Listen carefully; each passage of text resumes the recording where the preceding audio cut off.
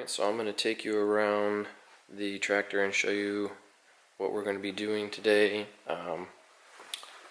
We're going to change the engine oil and filter, so we can pretty much do all this maintenance with the loader on, as it's easy access. So if you look down in here, the oil filter is right there, and then we can go under the tractor and show you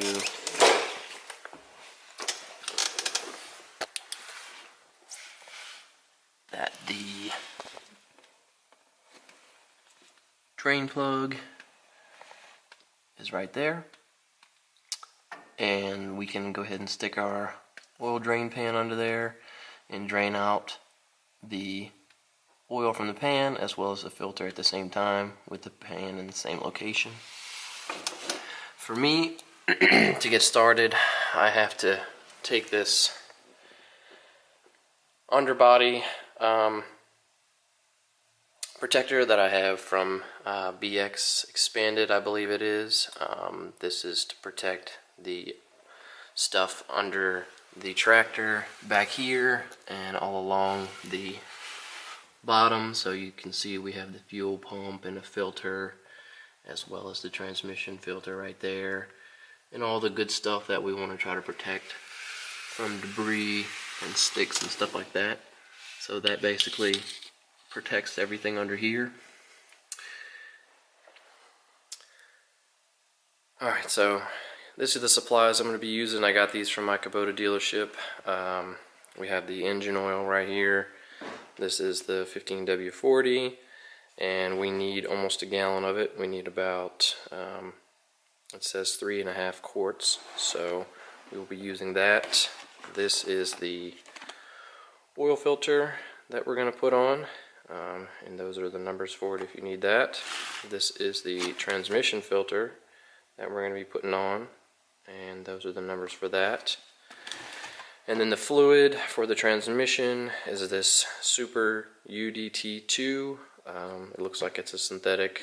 This is my first time using Kubota's stuff, as this is my first Kubota tractor. And the tractor does hold 3 gallons of fluid, so you will have to make sure that you get 3 gallons if you want to replace the transmission fluid for your tractor. I have some shop towels, a couple of funnels, I have brake parts cleaner, and a headlamp so I can see under the tractor while I'm working.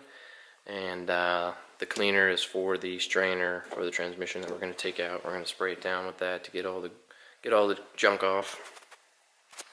And also I have 2 drain pans. I'm going to be using one for the oil and one for the transmission fluid. Since the transmission fluid is 3 gallons, it's probably going to take up almost a whole one of those. This big one over here is I think it's 16 quarts. Yeah, so that's about 4 gallons, and so we'll take up almost of that with 3 gallons of that. And I think this one right here is probably a 15 quart version, or 14. So we have plenty of room in there after we drain out the engine oil. Alright, so we're going to start out under here by taking off the drain plug for the engine oil. This is right here. It is a 9/16 inch socket. So we broke it loose. Now we're going to get under here, loosen it up.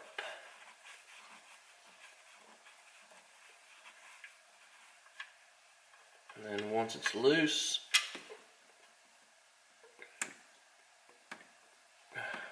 take it out, start to let it drain.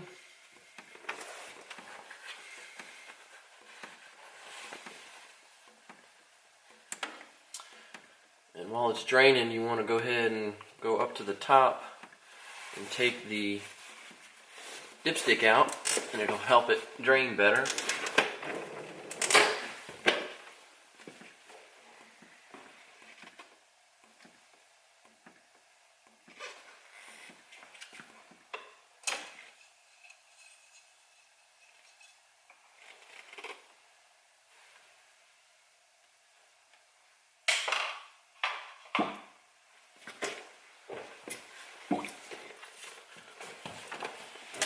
Alright, so now that you see the dipstick, I pulled it out and it's draining a whole lot faster.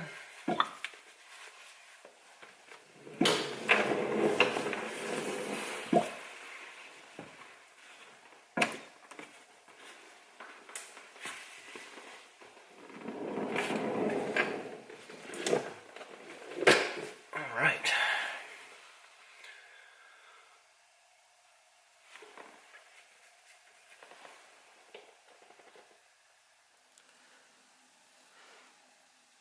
Alright, while the engine oil's still draining, I'm going to come over here. The engine oil filter is right there. I'm going to go ahead and loosen it up, and then I have enough space down here where it can still drain into the drain pan. So hopefully it's not too tight.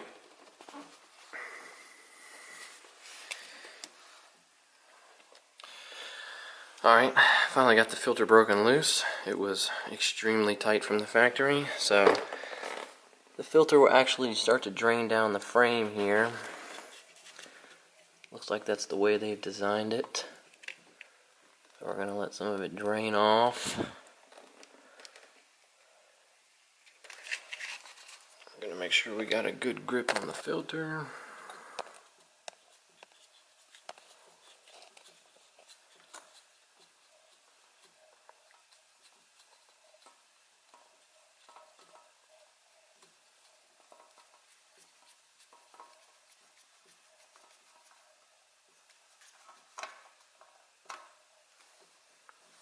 Okay, got it up. We're going to go and stick it back down in there. I'm going to clean up my mess.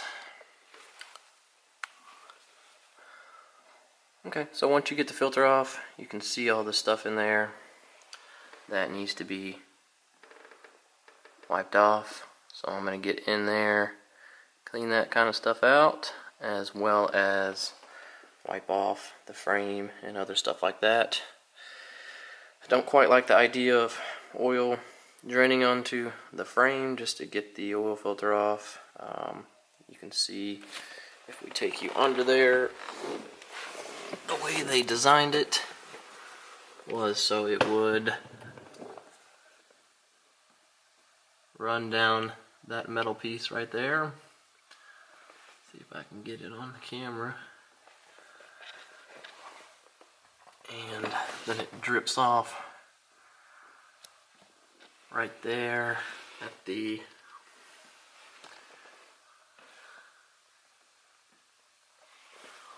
end of, let me see if I can get the light on it.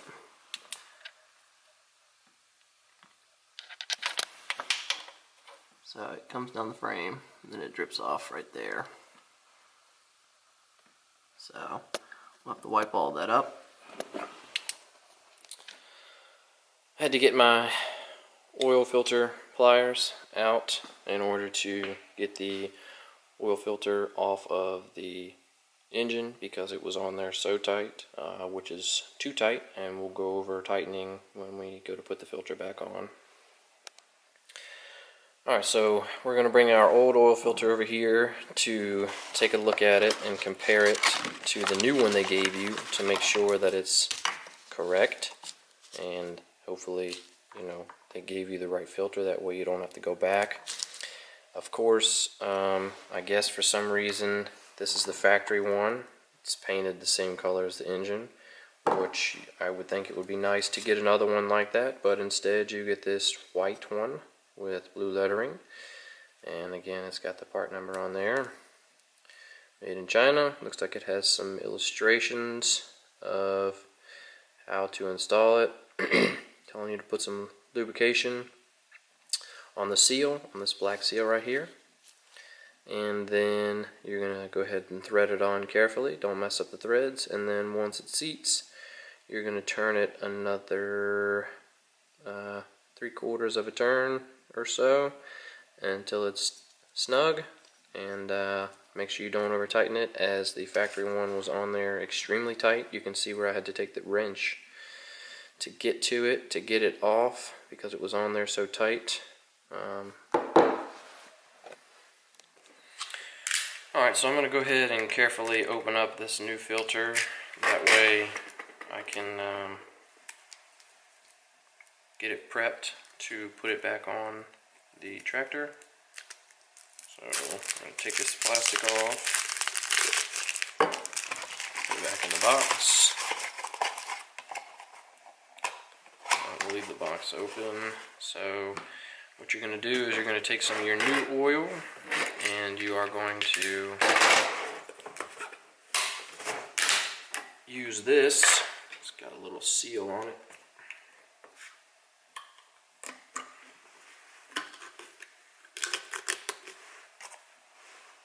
So with this, take it, usually dip my finger in there a little bit. So now that I have some oil on my finger, I'm going to take it, give this seal a nice lubrication.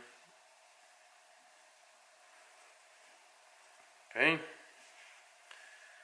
and with that like that, we're going to go back over the tractor and we're going to go ahead and thread it on.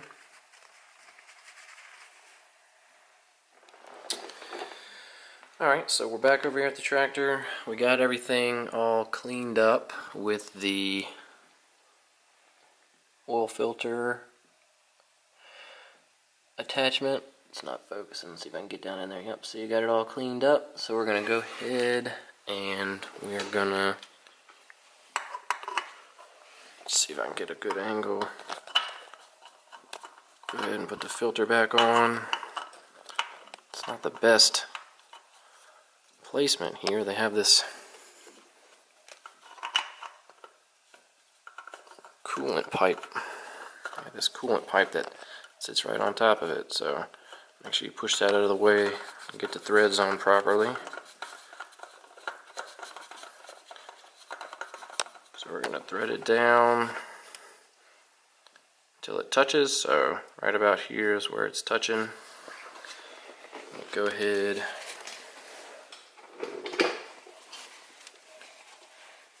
take my towel, got a little bit of oil on it, but so give it a little wipe off there. Go ahead and turn it.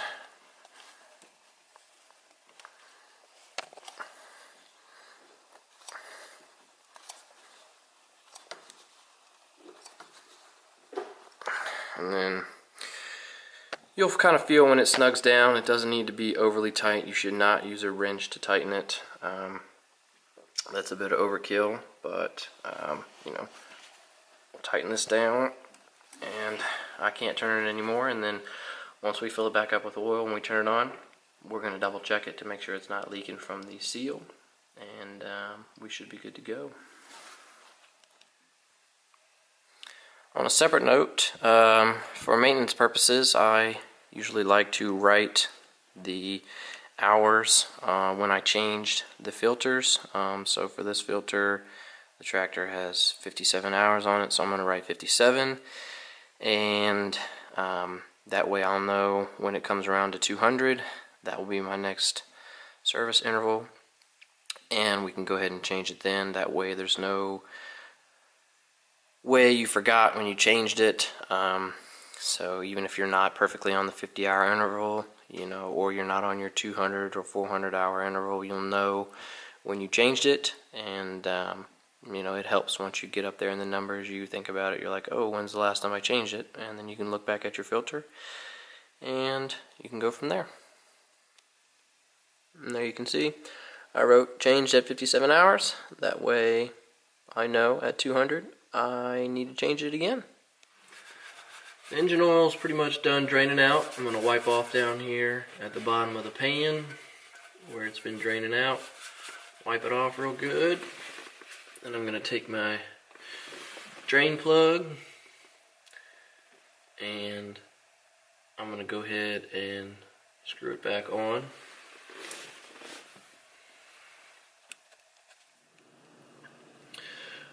Alright, so the oil finished draining, so I went ahead and put the drain plug back on, snugged it down. Just make sure you don't over tighten it. You do not want to strip those threads out, or because you'll have to get a new drain a new oil pan, or you have to get it retapped and all that stuff, and it's just not something you want to go through. So just tighten it down just enough, and then we'll check it once we put oil in there to make sure it's not leaking. Alright, so to fill the engine oil, we're going to come in here, take the cap off the top of the engine that says oil, and we're going to wipe off the cap, and we're going to wipe off the area around the fill before we go ahead and put any oil in there. Alright, so we've got our funnel in, and we're going to go ahead and pour in our oil. That's our 15W40 engine oil, and the engine says it takes 3.5 quarts, so we're going to go ahead and pour in most of this, but not all of it, and we're going to check the dipstick, and then we will come back and see if we need to add any more. Okay, so once you get your oil filled up, and you make sure you check your dipstick along the way, you're going to have to go ahead and put the cap back on, and then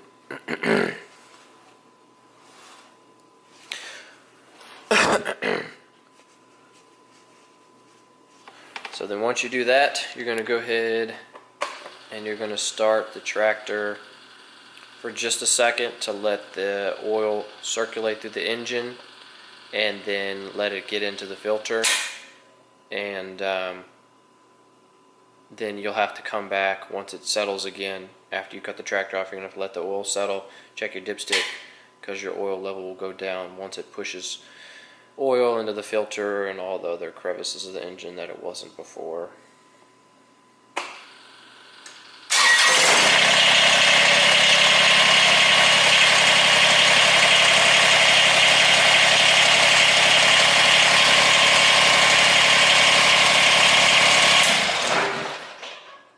Alright, so we're going to go around,